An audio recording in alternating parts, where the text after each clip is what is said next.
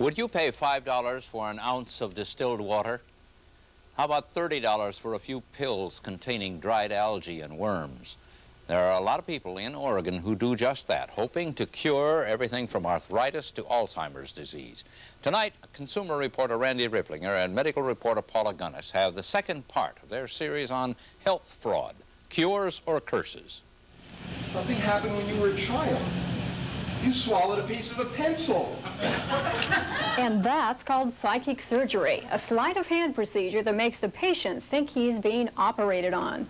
People who fall for this type of quackery aren't as foolish as they are desperate. Peter Sellers, Pink Panther, is an example, went to psychic surgeons, probably died unnecessarily because of it.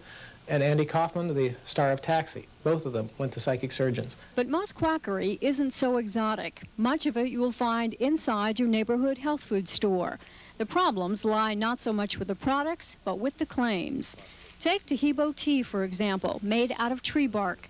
The package contains no outlandish claims, but literature available in health food stores often promotes Tahibo as a treatment for cancer and a host of other ailments. Gastritis, gonorrhea, general pain, spleen infections, ringworm, varicose veins, ulcers, and so on and so on.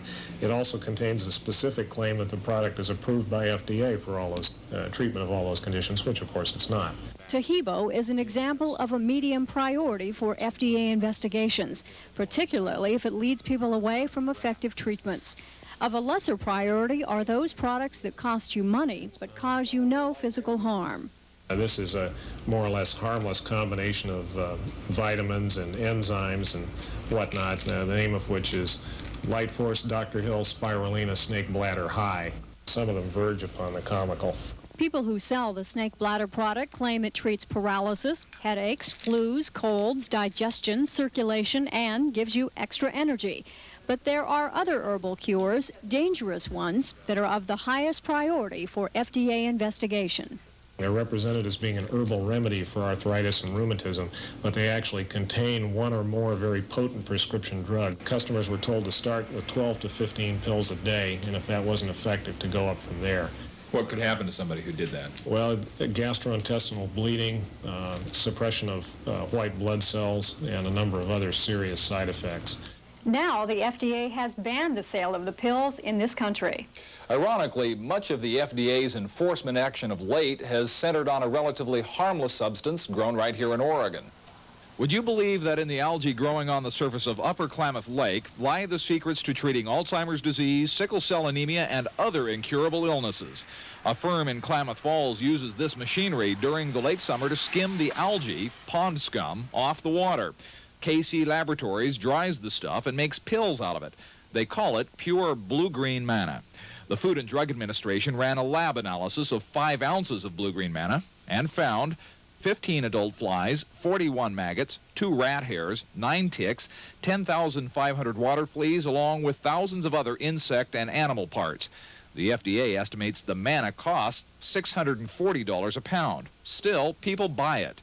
People like Maxine and Cloyd Miller. This is a home videotape sold by the promoters of blue-green manna. The Millers claim that algae cured their daughter of sickle cell anemia. Since she's been on the algae, I feel like she will just live a normal life. And I really do believe that because I feel that I know that it has really helped her.